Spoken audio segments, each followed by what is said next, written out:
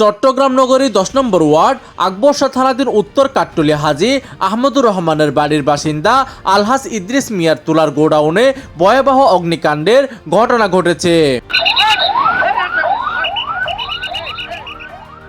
9 December বৃহস্পতিবার দুপুর 12টা 30 মিনিটের দিকে এই ভয়াবহ আগুন লাগার ঘটনাটি ঘটে। ঘটনাস্থলে গেলে জানা যায় বৈদ্যুতিক শর্ট সার্কিট থেকে আগুন লাগার সূত্রপাত হয়।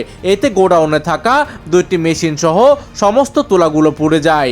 এই সময় ফায়ার সার্ভিসের 2টি ইউনিট আগুন নেভাতে কাজ করলে প্রায় 1 ঘন্টা 30 মিনিট পর আগুন সম্পূর্ণ নিয়ন্ত্রণে আসে।